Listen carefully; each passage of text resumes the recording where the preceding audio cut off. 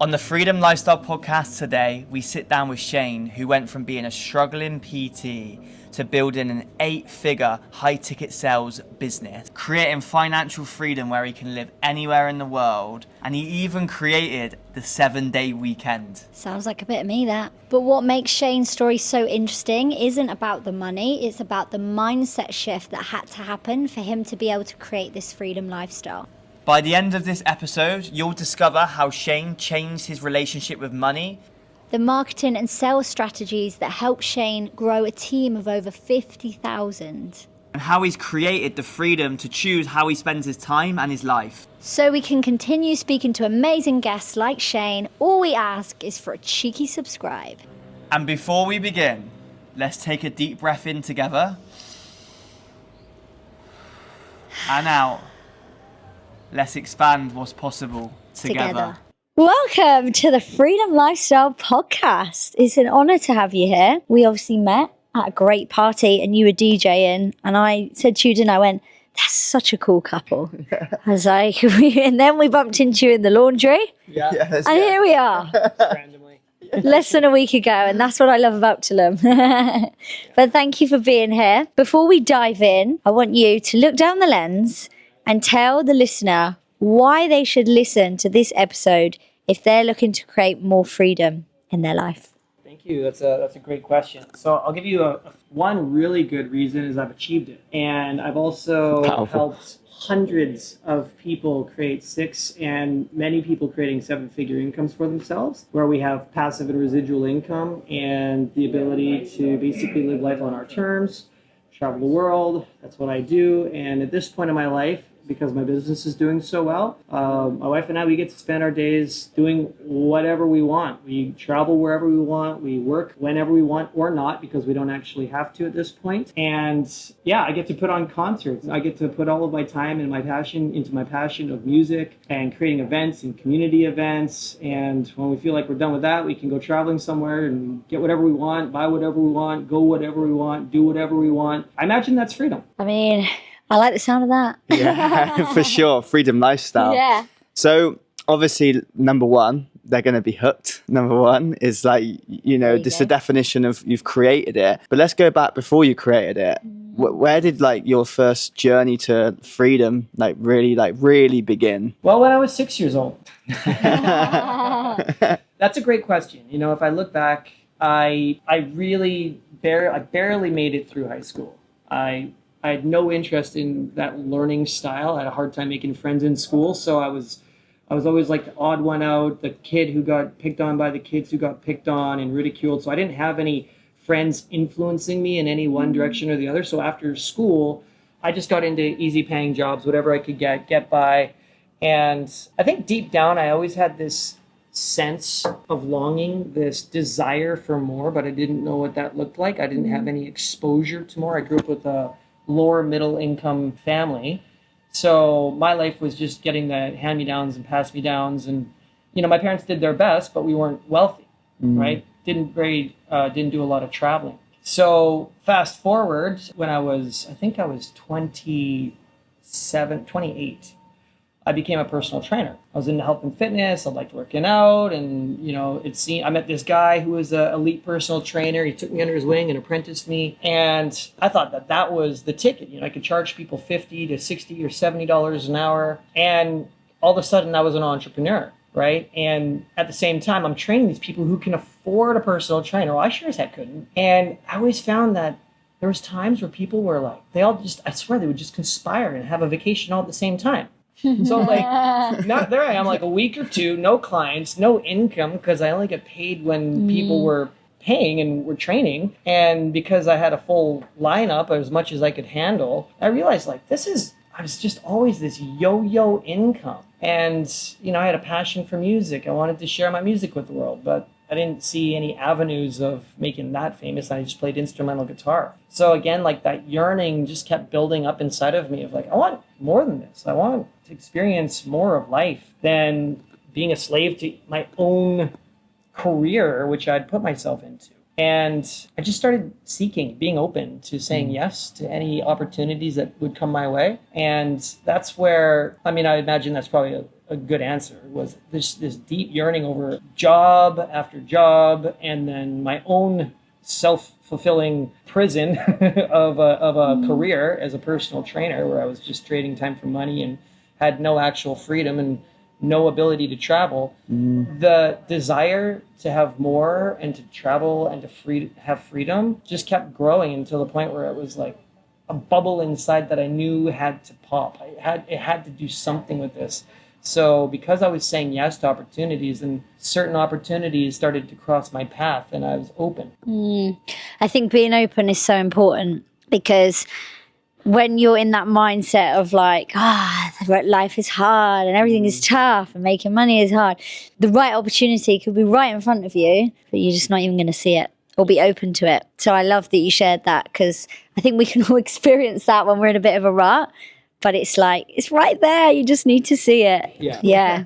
So what was that opportunity? I would love you to dive into that, because obviously, you know, being a PT is kind of freedom, right? You're still working on your own terms and that kind of thing, but you've obviously taken it 10x, 100x. So what was that opportunity, and how did it come into your life?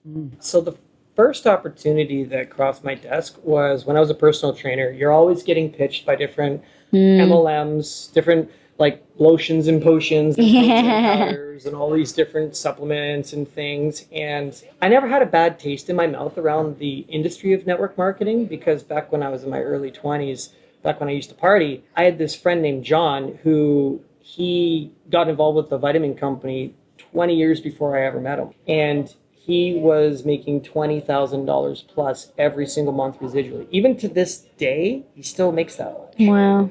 So when we went out with John, he would drop $1,000 every Saturday. I mean, I was like, this guy's cool. And then I was living in this basement suite, you know, and I was sitting there, I couldn't play guitar because the neighbors above had kids, and I swear the floors were like paper thin. I could hear everything, they could hear it. So I was trying to play guitar all quietly, and then John just finished building this huge mansion. Wow. Overlooking this lake in Vernon, BC. And I was telling him, man, I can't even practice guitar. And he was like, you know what, dude? I just finished, this is 2008. And he was like, I just finished building this house. Why don't you go live there? I was like, what? He's like, yeah, dude, I got a huge unfinished theater room. Why don't you just go play guitar in there? You can play as loud as you want. Play till your fingers bleed. So I did. And knowing that his industry was the network marketing industry, and the amount of blessings that can come from someone who's successful in that. I didn't have any stories in my head around, I don't want to bug my friends and family. Plus, I really didn't have a whole lot of friends to bug anyways. So I was a personal trainer. This guy shows me this protein powder and tells me, man, if you sign up with me, I'm going to put a whole gym underneath of you, right? And I was like, oh, really? Oh, okay, well, maybe that'll work out. He didn't put the gym under me. Nobody even signed up under the guy. I think I was the only one who signed up on it. False promises, man. False promises. But I did have some success with that. And I ended up meeting this guy who joined my team, him and I became really good friends. And, you know, we were like two peas in a pod. You know, I would also be his personal trainer, and we were just like doing the network marketing thing, you know, talking to people and you know, going to any meetups or any conventions or anything that we could do. And that changed the trajectory of my life, because I started to see that I could create another stream of income that could exceed what I was making as a personal trainer. No, I love that. So obviously, in general, network marketing, I was saying, but off camera, I've got a lot of friends that are in network marketing that are smashing it. Me and you've both been in network marketing. And I think it's an amazing industry. And, you know, but there's a lot of bad stigma and negative stigma in the space. So I guess I'm curious of, like, when you first got into network marketing, did you experience friends or family or people just, you know, giving you shit about it? And how did you overcome that? Because a lot of people listening to this is freedom lifestyle. Some people will be really far ahead, but there'll be some people that are like more on the start of their journey. And naturally, when you go down a different route, whether that's travel or entrepreneurship, whatever that is, you get the negativity. So how did you, what did you experience with that, and how did you actually handle it? I got a lot of negativity from that. And like But the good news is I did everything wrong. I was the guy who would actually bug people and was so freaking irritatingly persistent. And I did lose some friends. Yeah. But, I would show up to a convention and someone says, man, your friend's opinions ain't paying your bills. No. And so I would just, all of this like rah stuff. But at that time I really needed it because it was my only path that I could see, not having a post-secondary education, not having a good network where I could learn some skills, apply the skills, and get some results. So I didn't do so great at the beginning, did a lot of things wrong. And if you've ever been put off by someone in the industry at the beginning of my journey, I was 100% that homie. I love that. I think as well, like when you go into something new, you don't know what you're doing. You're like looking at what other people have done and you're like, okay, I'll take a bit from them and a bit from them. And I think most entrepreneurs can relate to that. I'm sure if we all looked back through some of our DMs, we'd all cringe massively. And obviously what we talk about on this podcast a lot is while we're creating external freedom, there's a lot of work that has to go on internally, right? So I'm curious, when you started this journey, how soon did you start to realize this is also an internal game? And what would you say has been your biggest internal barrier you've had to overcome? I realized right away that because of the people who I joined up with, and plus my friend who put me in the mansion. Obviously, I wasn't in his business, but he's like a mentor. He really was. He really was. And the conventions and things that you go to are personal development conventions because it's such a shift. But the biggest shift I had was, and I found this out later on. I hated people who had money. I didn't realize I had this. I know some people like they get a little bit of scarcity consciousness and poverty consciousness. I had wealth hatred. It was deep-rooted bitterness and resentfulness that I had around people who had money because I was broke for so long. Like that was the biggest shift for me. And it took a while for me to unwrap that because it was just based off of a bunch of my own false narratives, my own fictitious beliefs, my own judgments and false biases that I'd created to create a protective mechanism from the world to justify why I was in a position like I was in. Yeah. So how did you, because that's a very common, a lot, they say, don't they, money is the root of all evil and all this type of stuff. You look at all the movies, the films, like evil, a lot of the wealthy people can be evil in films, right? So there's a lot of programming going on. So how did you unlearn that? How did you rewire yourself? Because obviously that limiting belief, but there's also so many other limiting beliefs. A lot of people aren't realizing that's the thing that's holding them back, which is like what you said earlier about the internal stuff that you've got to work on. So how did you overcome that? It wasn't a dramatic instant shift. It was a process through time and experience and exposure and consistent showing up to work on that because I realized that it was a huge limiting belief. Like I looked at everything as expensive. I looked at asking someone to spend $200 or $500 on this package as like, I don't think that they can afford that. I could have been talking to a millionaire. My judgments were thick. And a lot of audiobooks.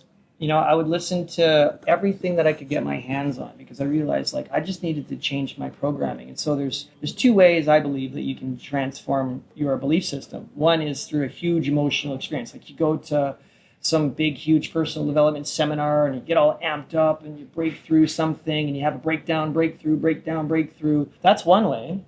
And then the other way is just consistency.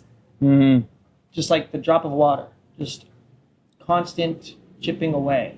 And I imagine I transform my belief systems around money by just continuously putting things in my brain, listening to audiobooks that helped me over time transform that. And I had a really big breakthrough before I even got into network marketing, which actually was what opened my mind to the fact that I had such strong poverty consciousness, and it was a huge blessing. It's when my personal training mentor, he takes me under his wing, and I was working this job at a cell phone store, and we were training together, and he was showing me how, and eventually he wanted me to quit my job so we could start a personal training practice together, right? And I took the leap of faith, and I went and did it. Didn't work out.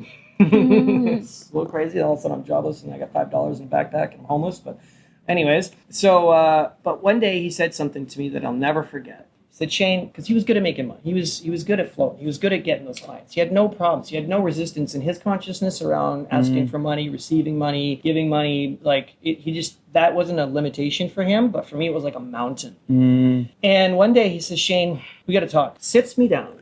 He says, your poverty consciousness is so intense. I actually don't want to be around you anymore because it's affecting my income.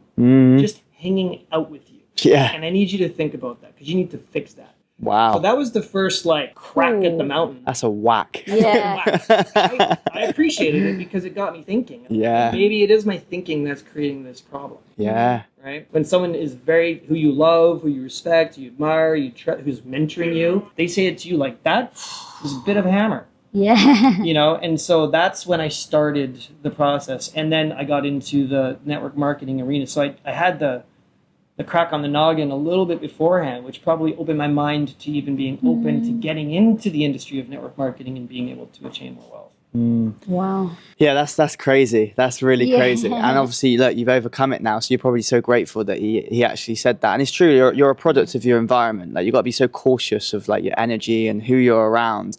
But in terms of for yourself, you mentioned when you first got into network marketing, it was more low ticket because it was like protein, right? Yeah. And then you transition then into high ticket. I guess two parts to this. One part is obviously because the brand that you represent is actually doing amazing things for the world, right? So how important has it been for you selling something that you truly believe in? And then number two, what was the transition like going from low ticket to high ticket, especially from someone that had all this money trauma? Right. Oh, wow. That's a great question. So we were doing these protein powders, and a buddy who I told you about, who kind of teamed up with me and he became one of my biggest team builders, we started to notice that this protein powder was making everybody really gassy. No way. Every day, it wasn't as oh no, it wasn't working out in the digestive system as it was sold to, we were so then we discovered this coffee company. We decided, let's do coffee. So we started. We jumped into that. Because that was the second network marketing. It was the second one. Yeah. And that's still low ticket, you're selling $50 boxes of coffee. One day something happened which my buddy, I won't say his name, but great guy, and he'd already been selling some of these high ticket items because his mom had that product and he had that product in 5 years beforehand. He actually took a crack at it and sold 10 of them to some friends, but then he was knocking doors. That was his career. Wow. He was a door knocker selling internet phone plans to homes. Mm-hmm. They're made of the tough stuff. Yeah. Door knockers, It's resilient. That's you want a door knocker on your team if you're in the marketing because they don't take no for they're resilient. Get around. He was very resilient. And one day he says, Shane, you know what? I want to start selling these things. And they were $5,000. And I was like, oh man, I don't think anyone can afford that. It's really expensive. We're already doing so good. And he's like, and I was like, but you're in my team. So should I buy one of these things and then you join under me? And but since he already had it, I was like, all right, I'll sign up under you, And right away, I just went and talked to some of my close friends who are the guys who would just do something because it's me. And they hopped on board. And I think the big shift was when I saw the first check, which was bigger than, a lot more than I would make by selling these $50 little boxes. Yeah. And it was just when you get a taste of that pizza, you want more. Yeah. Definitely. I'm curious because from hearing loads of people's experience with network marketing, obviously it can take time to scale. So with this one that obviously we're talking about now, how long did it take to start seeing, big results? And what do you think was the reason that you were able to scale it so much compared to other people? Because with network marketing, you're all given the same product. You've all got the same opportunity. Some people fly, some people don't. So How fast, and what do you think the secret was? I imagine this will be reassuring for a lot of people watching and listening, is that my first year I made $16,000. And I was also working full-time as a personal trainer still back then. And so for some people, they would look at that and they're like, not worth it. And I worked hard to get that. Like, I didn't have the skills, essentially. Like, I was still learning, and high ticket is a different conversation than a low ticket item. Although I'll be honest, it's actually easier. I think it's easier. I think it's easier. Yeah, It is easier. Yeah. 100%. The second year, I had my first six-figure year. Wow. Like, the job that I had before I became a personal trainer, I think I was making like 1,900 Canadian dollars a month. That's about $5 American. It's not much, but an hour. I was $1,900 a month was what I made as a cell phone guy. As a personal trainer, I think I was doing like 2 to 4, you know, and then all of a sudden to make a 6-figure year, like that amount of money, and the energy, it was like I just caught the right people and all of the right energy, and it, you know, it's like an analogy of surfing. I just went out and I just kept trying to catch waves, and all of a sudden I caught a wave. And surfing that wave was amazing. And then the second year I made 110, and then the third year was 115. So I was kind of like plateauing, but I was still doing really good. Still 6 figures online. Yeah. You know? Yeah, and it's gone up exponentially since. But it was the perseverance and the consistency of showing up and doing it. And again, going back to the money consciousness thing, when you're only used to making a little bit of money, to make a lot of money is quite a shift for your nervous system. It was for me, for sure. But once you get to a certain level, it's your nervous system kind of acclimatizes to, okay, we make 6 figures. Making 6 figures is easy. We don't want to make less than 6 figures now, because life opens up a lot more at 6 figures. Wow. So obviously this can apply to whether someone's listening, they want to get into network marketing or they're in, or they're just an entrepreneur, right? Because at the end of the day, acquiring clients, you can learn the principles, right, from all different types of businesses. So for you, what was like the most effective acquisition strategy? To keep it simple, the best way of you acquiring clients in the industry, which can then be applied to anyone who wants to generate more clients in whatever area they're in. Thank you. So as most of you, I imagine, would know, back in the day, network marketing used to be literally make a list of 10 friends and call them. All your friends and family. And I did that. And then it kind of dawned on me about Facebook and Instagram. So I noticed that in the industry of network marketing, it was typically always the more popular people who had more street cred, who had more social significance that won. You know, like some realtor joins, and all of a sudden he just calls his buddies, they all join, and then they call their realtors, and they tap into that high affluence people. Yeah. Right? And people who they're not sitting there like making a big life decision if they can spend $500 or even $1,000, right? So I realized on Facebook you can have 5,000 friends. And I checked it out, and Facebook kind of shows your posts to anywhere from like 8 to 12 or 15% or so of your audience. So if I have 2,000 friends, and if I make a post, these people, I don't know all 2,000 people, but they get, now 200 people get to see my post. So what am I going to make of this endless free marketing opportunity? So I realized, let's get myself to 5,000 friends on Facebook. Let's try to grow Instagram as much as... I've never actually grown my Instagram up a lot. Most of everything has come from Facebook, and even today still is a huge cash cow. Wow. Right? And so organic marketing. And I learned how to do organic marketing, and I actually, once upon a time, I think it was 2000 and, I don't know if it's 15 or 16, probably 16, I saw this kid, little ad on I don't know if I saw it on Instagram or Facebook. It was like, I'm going to teach you how to hack the system on organic marketing and get more leads free, not spending any money on ads. I paid $50 for this course, and it's made me millions of dollars. Wow. Yeah, because and I see so many other people doing organic marketing, and it's really just a really ridiculously simple formula so that your post is seen by way more people, way more engagement, and how to create your content in the right way, in the right order, that gets you maximum exposure, but also gives a more authentic picture of who you are to your audience so that they feel like they know you. And when they know you and they feel like they know you, then they trust you. They're more likely to connect with you and buy from you. Yeah. So organic marketing has become the thing. And even to this day, literally 10 years later, it still crushes it. And I've got people in my organization of literally close to 40,000 people. Wow. Who, and in the high ticket space, we're talking items, you know, we're getting people to sign up with anywhere from like $5,000 to $20,000 packages. Think about almost 40,000 people like that. Wow. It's just actually so blowing running ads out of the water. There's people in my teams. I've got so many teams now who run ads. Yeah. And if you're good at ads, you know, you can make sales, but running ads isn't something that everybody can duplicate. But making a post, y'all are already doing it. I'm just going to show you how to do it right. Wow. Yeah. So for the content creators out there, I'm curious, what would be like your number one piece of advice when creating posts with the intention of selling something? Oh, okay. I'm going to give you I'm just going to give you the formula. Because Let's go. This works in every industry and every niche and everything. It's just a formula. So on Facebook specifically, you just want to add more friends. If you got 700 friends, you got very little exposure. You got 2,000 friends, that's average. Let's build that up.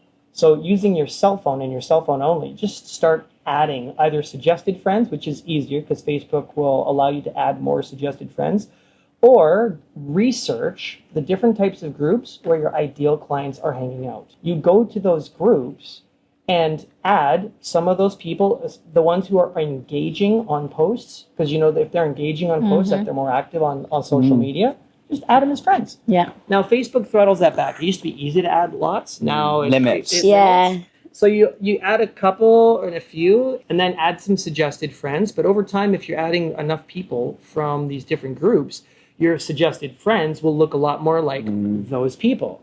So you're training the algorithm to serve you up. And because you're connecting with this guy and he happens to be friends with that guy and they're friends with that guy and they're all friends with that guy, then you know, you'll have better recommendations of people in that circle. Does that make sense? Yeah, yeah. So you're adding people, and that should be the first thing. And that's literally step one. Call it A for add, right? Then E for engage.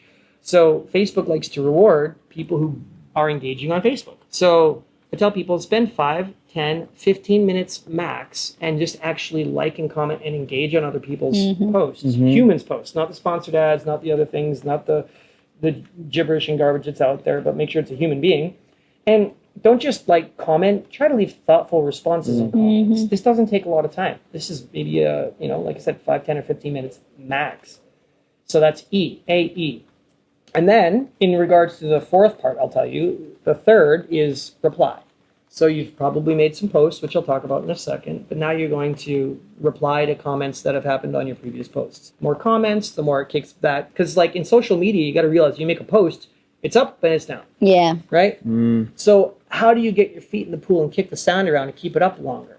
Right? By engaging and commenting on the post. So you want to have long threads.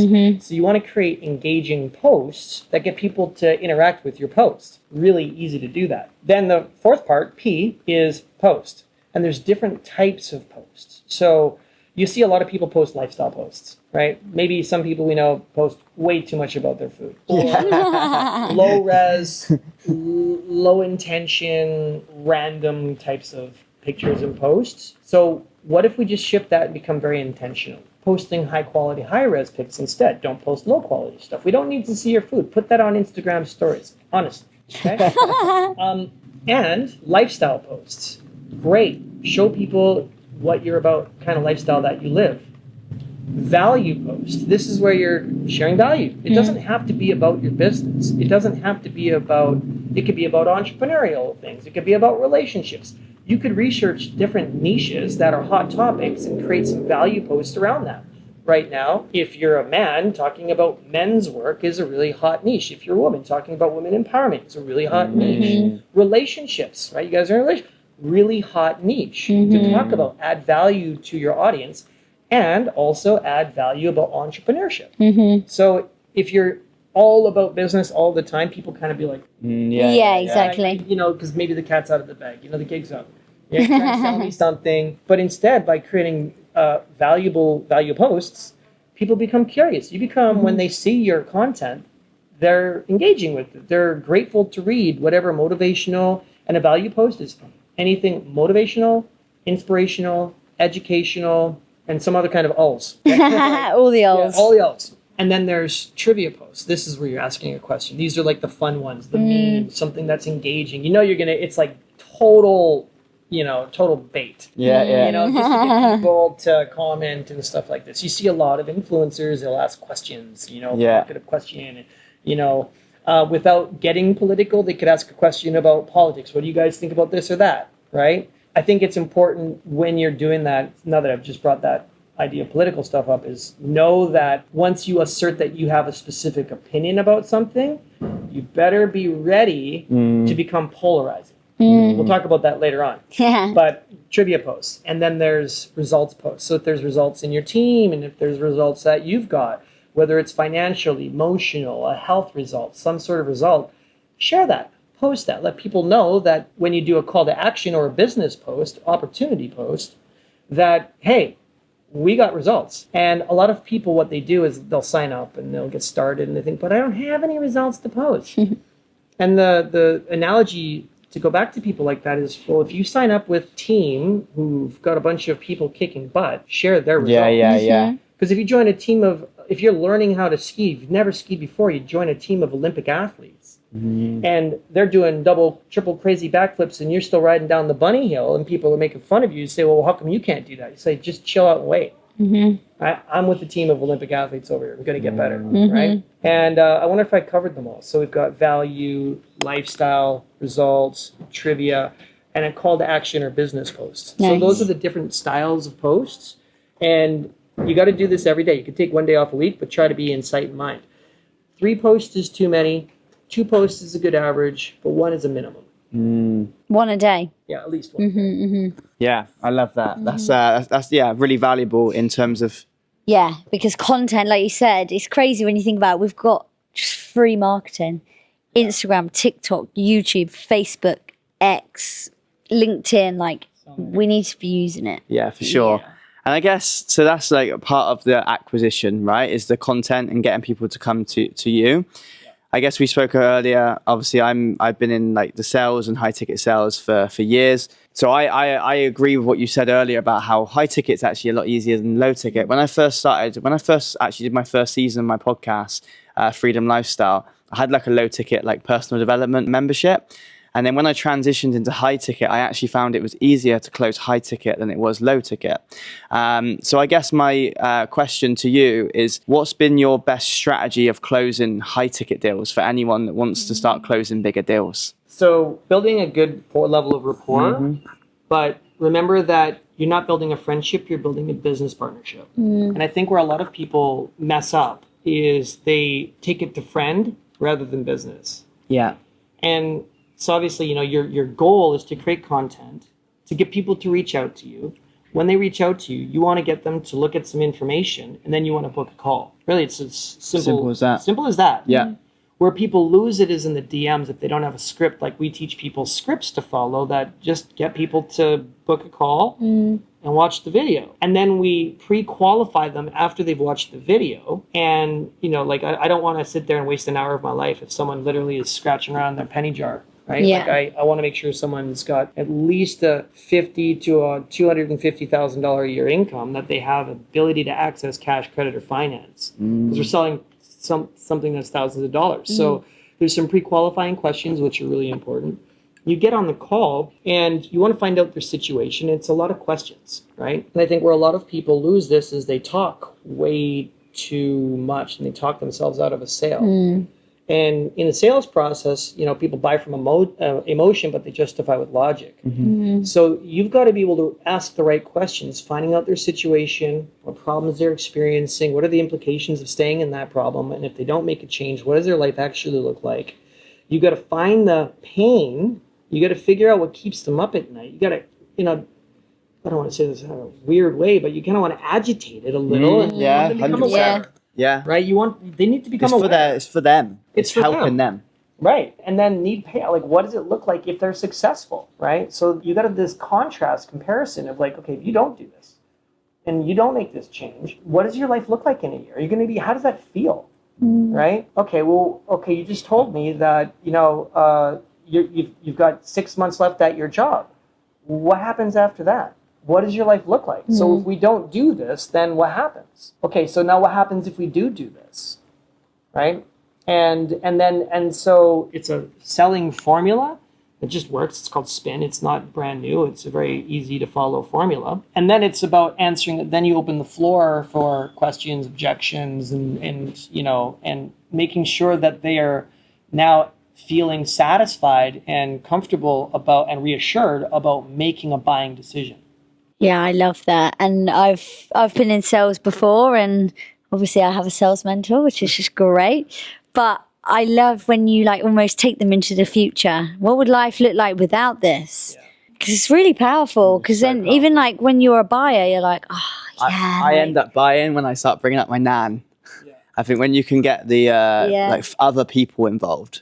A lot of the time people will do things for other people more so than even themselves, like their family, their mum. They want to retire their mum and dad, or they want to look after their wife or their partner. So when you can tap into that emotion, then you're onto a winner. So obviously you've used the content and the sales internally, like from like a mindset point of view. What do you think has been the reason you've been able to scale teams and maintain the success? 30,000 people. Yeah, because that's a lot of people. Almost wow. 40. And also, like you said, you were someone who didn't have the right And how wealth many years mindset. is that in, by the way? 40,000. So 12 years. 12 years. Wow. And I just want to catch anybody who just had this idea. Oh, but you guys started early. There's people joining my organization and my team who are getting better, faster results, hitting ranks that are at like legacy level 10 times faster than I did. You got people blasting away because systems and processes evolve and they get easier and easier and easier. And I'm not the guy making all the money. There's people in my team making millions more than I do per year. Think about that.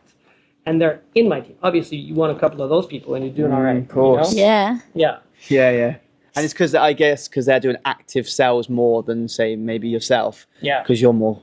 I'm more chill now. You're living life now. And this is the type of industry that pays dividends and pays residuals, and like I'm still getting paid now from the work that I did 10 years ago. Yeah, that's... And the people who I got on board 10 years ago, who got someone, and they all quit, but then this one person got, and then they're gold. Yeah. Like that's the way this thing happens. So if you're the answer to your question is what is it that takes?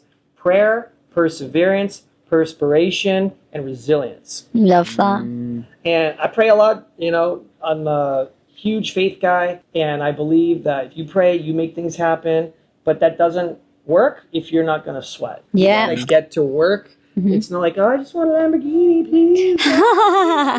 Make my team just. It's like, okay, cool, but then the opportunity shows up. Yeah. And you got to say yes. Yeah. You got to say yes. You got to be willing to go out there. You got to go do it. And consistency, just consistency. Like, I let nothing take me out of the game. Because I'm in marketing, there's this one guy made like a hate video about me, just talking all sorts of fictitious crap for like a whole 2 hours. I don't even know them. He's just poking at me online. Some people will let one negative person or one negative family member take them out the game. I've had a video where 10,000 people watched some guy just talk smack. It was all fit. I should have sued him.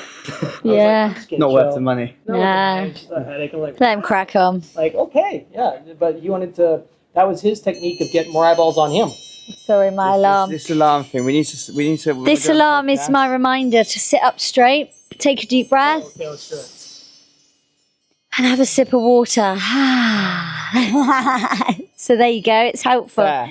Sorry, that probably lost your train of No, thought. I'm still with it. You're still with it.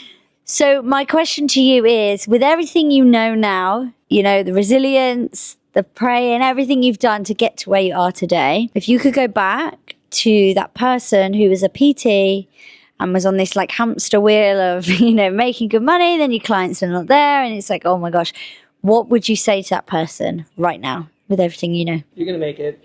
Keep going.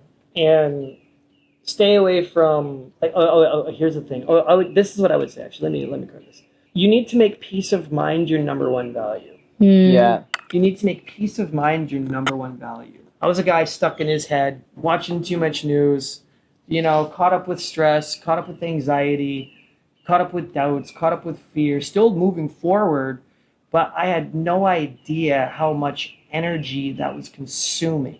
And, reactive behaviors and having low emotional intelligence. As soon as I started making peace of mind my number one value, it's funny how that it just fixes all the things you're going to say and do. Ever since I did that, everything in my life got so much better and so much easier because I would do less things that would create negative karmic reactions. I would react differently to different situations because I'm going to value my peace of mind. So I'm not going to tell that person what I think of them and create an argument, I'm gonna chill out instead of doing something that could potentially seem justified in my head, but actually cause damage. I love that. So focusing on peace. Oh, peace and love. Peace. And also actually as well, I think as like a follow on to that, it's like understanding what your values are as well. Yeah. And then living in that. Because it's like most things that people want is usually an emotion of why they want it. Understand that and then live it now. So something, obviously we've been sat here asking you questions and obviously very excited for the exclusive Q&A that we're going to be running. I think we can really dive into network marketing, obviously the network marketing opportunity that you run as well. But also if someone's in network marketing, you can share value and they got questions, we could dive into that. I think that'd be really, really valuable. Even like your knowledge on the content and the outreach, you can apply that to... You can apply that to any business. Anything. Network marketing is actually probably one of the best businesses in the world. And you can apply that to your own... What I learned from network marketing, I apply that to my business that I run. So it's like the principles you can learn from network marketing are amazing. And I think it's that open mind rather than, it's just a pyramid scheme, that people throw about. But we've been asking you questions. They're going to get to ask you questions, which I'm really excited for. But I want you to ask them a question. I want you to ask the listeners a question to get them to really think, which is going to help unlock something or help them create more freedom in their lives. Thank you. Oh, what a great question to ask that question. Yeah. It's full of questions. All the questions. There's quite a few, but if I could narrow it down to one, if you're not where you want to be in your life right now, are you willing to look at how you've been showing up in every single thing that you've been doing? And are you willing to be courageous enough to take full ownership of everything in your life, where you are, why you are where you are, and are you willing to do what it takes to change? Because who you are now is not the person that you're going to be at all when you've accomplished your goals and dreams. Oh, that was a powerful one. Made me think, actually. That's the point. Yeah. It does. It really gets you thinking, doesn't it? It's like, okay, whoa. And so they can take action on that. Like, where would you start? Like, what would you start looking at? Well, I would look at your environment. So, for example, is your bed made? Is your house tidy and clean? How you show up in your home, which is a representation of your mind and your thought process. There's this old thing is, to have success, you got to make your bed in the morning. Yeah. Yes. Yeah. I'm telling you right now, there's something to that. Because it doesn't start, like how you operate is a reflection, how you operate outside of yourself is a reflection of what's operating inside of yourself. Are you procrastinating on things? Are there things in open cycles in your life that you haven't dealt with, right? Are there addictions that are showing up in various forms, right? Some people drink, some people smoke. How does that feel? Is it adding value to your life? Is it taking away the energy? Is it creating more challenges and more problems? Is it creating a higher level of reactivity in your life? Are you willing to look at that? Are you willing to address that? Because it really starts, it's an inside game. And when you look at your immediate environment, it's a good reflection if you're open enough to looking at it, to thinking, maybe how am I showing up for myself right now? How am I showing up to my apartment, my house, wherever you live? How am I showing up to my friends? How am I showing up to my relationship? Powerful. I love that. And from there, I'm sure they'll end up going down various rabbit holes, which is amazing. It's where the magic is. But thank you. This has been really inspiring. Really powerful. Really energizing. And yeah, it's made me think as well a lot. I've Good. had lots of like light bulb moments, so very grateful that we There we met. go. And we haven't even spoke about your music, but obviously you do incredible music events as well, which is super cool. Obviously we're new to the DJ world, and seeing you and your partner DJ together, we were like, they're so cool. And I think that's the thing, you're able to live that freedom lifestyle because of the financial freedom that you've been able to create, which is passive. Yeah. And I think that's the most valuable. It's the compound effect of it, right? Yeah. Of something that can keep growing and growing and growing. And like me and Ellie with Freedom Lifestyle, like my season 1, I'm going to be like the people I interviewed on there, I'm going to be interviewing again. So like, you know, you're moving to Bali, which is very exciting. We're going to be in Bali a lot. So we're excited to do more podcasts, and we can dive into more of like your purpose. And this has been more tactical, which has been nice actually, because a lot of season 2, we focus more on internal, like not as much strategy, but it's been nice diving into more of that on this episode actually. Yeah, so we It's go been and implement that. Yeah, for sure, and for everyone to go and implement it, right? That's like, it's nice. The mindset's key, but also it's the strategy. It's actually taking the action, like you mentioned. And I think next time we need to get your soon-to-be wife on here as well. Yeah, 1,000,000%. Yeah, because I think it's like for me and Ellie, like it's quite rare that like to see couples like go on missions together. Yeah. And I think we love seeing it. It's refreshing. I love seeing it. And it was really, that's why I think you guys stood out at the party because of that. You know, I think, being a power couple, building businesses together, like it's cool. It's really like cool. living a cool life. And I think that's very inspiring to a lot of men and women and a lot of couples. So yeah, I think what you're doing is amazing. So very grateful for you coming on, and we're excited to see you on the exclusive Q&A inside the Freedom Lifestyle community. It is going to be extremely powerful, and they get to ask you the questions themselves. Awesome. It's been a pleasure. Hasta luego.